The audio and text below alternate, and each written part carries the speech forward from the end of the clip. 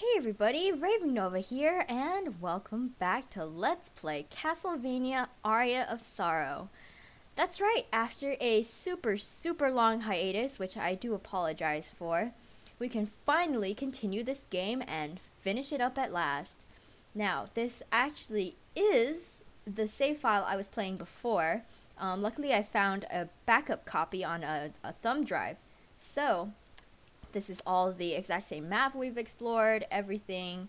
The only thing that's changed is the fact that I went around and I got the soul of every single monster that was available in the areas that we've explored. So I have literally everything you could get up to this point. But I'm not going to show them off right now because that would take forever, and I know a lot of people have been waiting for this, so we are just gonna get right back in and continue with this walkthrough. I will comment on the soul I'm using right now, though, which is the Disc Armor soul. It's a really good one, does lots of damage, and it has a nice range.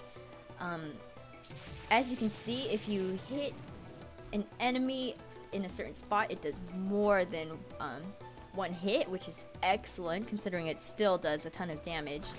But, yeah, that aside, we are just gonna continue our exploration of the floating gardens. Which, you know, of course, is... I'm gonna have to run all around to get the map because it's just a really convoluted... Like, even though it's a big square block, it's kind of sectioned off weirdly, so we're going to be doing some running around.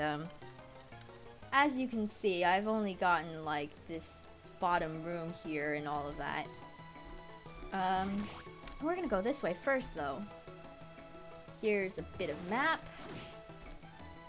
And if we take a look, it now reveals these weird blocky things in the sky, which is where we're headed. Oh, come on, double jump. I'm still a little rusty with the controls, so forgive me while I get back into this. There we go. Don't want to kill this guy yet, because as you know, you can stand on their backs. Or, you know, like their, lesser cousins. I don't remember if we've actually run into these Gorgons yet. I don't think so. But yeah, they're not that bad. They just petrify you, and oh, luckily we landed on that platform because I did want to go through this area. Giant chicken, which is kind of, you know, another mythological thing with the petrification. But yeah, we're just gonna keep going. A little bit of looping, but that's necessary in a Castlevania game where you want 100% map. Let me make sure. Yep, here we are, in the right direction. Already have his soul, though, because there was one, you know, downstairs, and I just grabbed that earlier. Yikes. Imps. Oh god, no, nope, this is bad, this is bad. Oh, thank you for knocking me out of that, actually. But now you get to die as well. This time we're going up.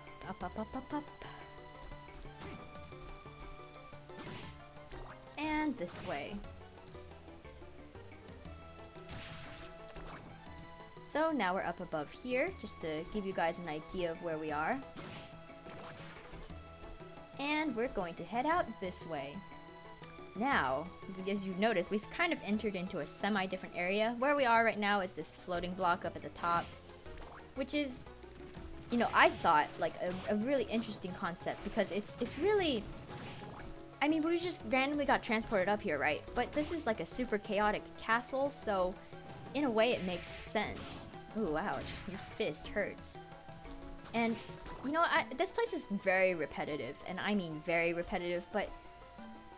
I mean, look at this background. It's pretty gorgeous. I really love the crumbling wall and the moving clouds. It makes you feel like you're really high above the ground, which I guess you are.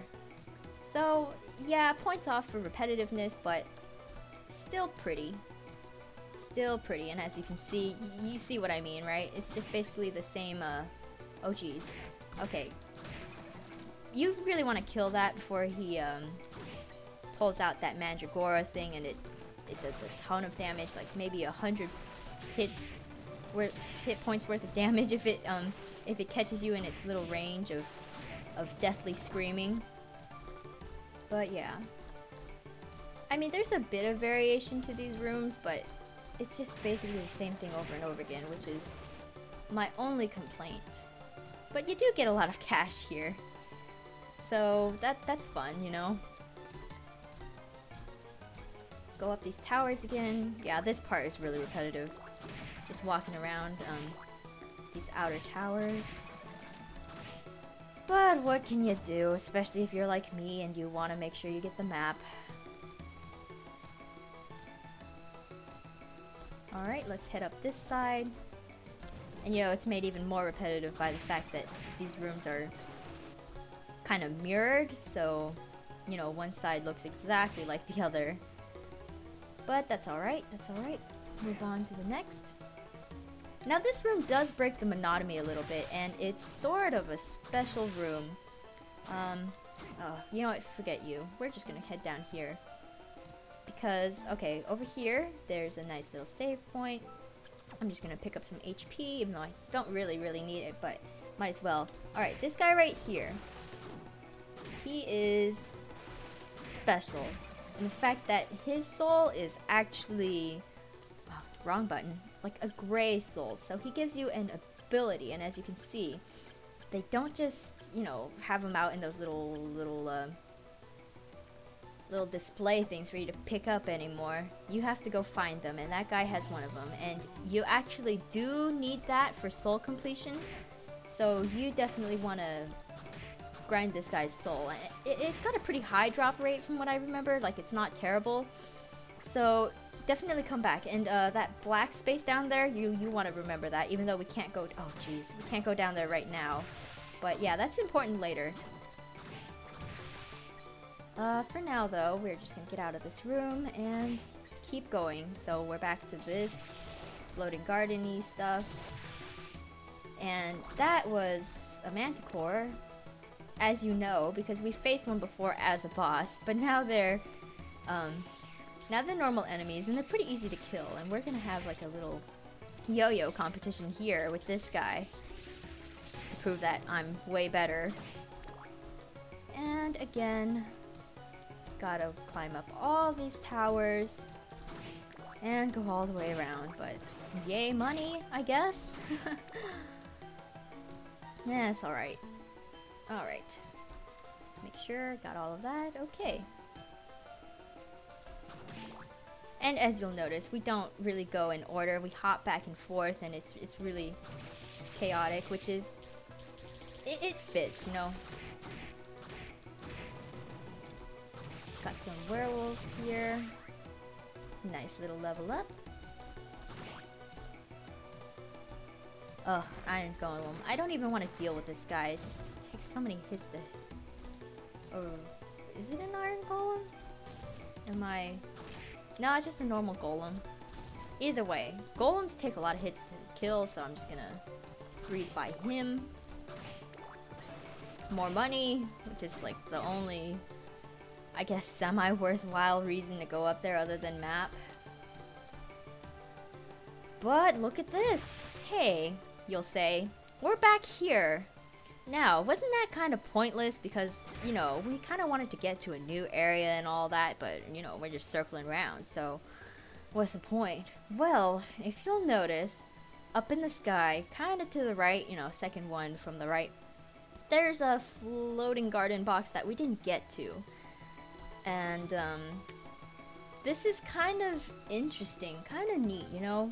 Like, I like this idea, except for the fact that it's kind of hard to figure out if you don't really think about it or don't try it, but you know, you have to kind of backtrack a little bit, and I guess you'll do that anyways because you'll be like, oh, did I miss a thing or something?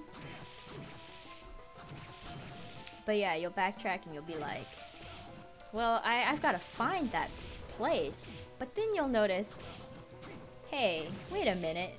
This one looks a little bit different. And yep, you've magically popped into here just by going a different direction. So, I like that idea. And I guess you would figure it out anyway, so I'm not gonna be like, well, this is so counterintuitive. How would you know that? because you would go around exploring for it. But yeah, isn't that kind of neat? I like that. So, since we did find this little box here, we go over here. Surprise! New area. Clock Tower. Oh yeah, that's right. The most dreaded area of every single Castlevania game. And we get a cutscene.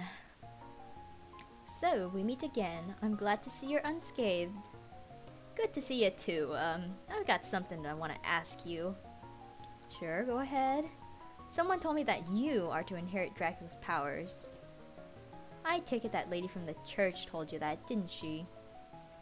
It's not true, is it? Bros before hoes. The term inherit is incorrect. It's true then. Oh snap. Should've listened to the lady. I was born on the very day that Dracula was destroyed. So in short, that means I am Dracula. Because that makes complete and total sense, of course. That can't be right. You've been so kind and friendly to me. That is because I don't consider you a threat to my mission. Ouch. Ouch, Graham. But that being said, you have made it this far. I sense a power within you. Do tell me, what kind of power has awoken within you? ... The power to rule. What? Oh, jeez. Ugh. Look at your face. Ew. What happened to you? I must get to the throne room. Your name is Soma, right? You are wrong, Soma. I will not allow you to rule. And then he runs off. And you're left thinking exactly that. Jeez, what was that all about? Oh, the plot thickens. But yeah, here we go. Take a deep breath. And Clock Tower. Oh boy. You know, this is gonna be all sorts of fun. Of course it is, and these gears are really annoying.